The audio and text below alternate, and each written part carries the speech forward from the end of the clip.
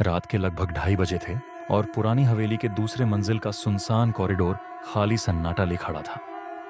हल्की रोशनी वाली लैंप के सामने कमरा नंबर 204 का दरवाजा आधा खुला था। वहां कोई नहीं रहता, लेकिन कमरे से हर रात अजीब आवाजें सुनाई देती थी।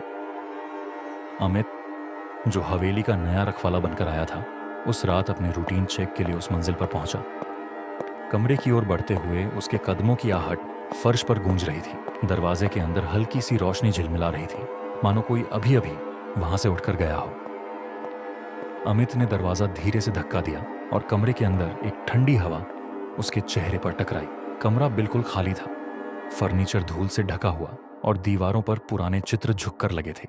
लेकिन तभी कमरे के एक कोने से हल्की हल्की आवाजें आने लगीं, किसी के चलने की, किसी के सांस लेने की।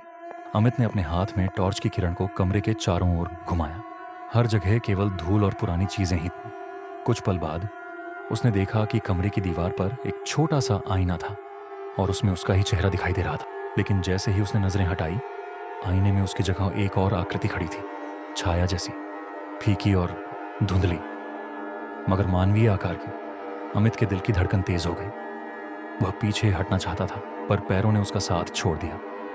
यही वह समय था जब अमित को याद आया कि हवेली के पुराने दस्तावेजों में लिखा था कि कमरा 204 कभी एक लेखक का था। लेखक हर रात अपने कमरे में जागता, कोई भी उसे देख ना पाता, लेकिन एक दिन अचानक गायब हो गया और कहा जाता है उसकी आत्मा अब भी उस कमरे में रहती है, हर रात जागती, हर आवाजें छोड़ती। अमित ने अपने आप को संभाला और धीरे धीरे कमरे से बाहर कदम बढ़ाए। तभी उसने पीछे मुड़कर देखा।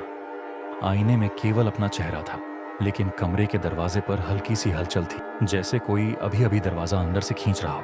अमित ने उस रात पहली बार समझा कि कमरे में कोई नहीं रहता, फिर भी हर रात कोई जागता है। और यह कोई इंसान नहीं था, बल्कि वह लेखक जिसकी कहानी हवेली में कभी पूरी नहीं हुई थी। उस रात के बाद अमित ने कभी भी कमरे के करीब जाने की हिम्मत नहीं की। लेकिन हवेली में आने वाले हर नए व्यक्ति को कमरे नंबर 204 से हल्की सी आवाजें सुनाई देती रहीं। कहानी अब भी अधूरी, रहस्य अब भी जिंदा।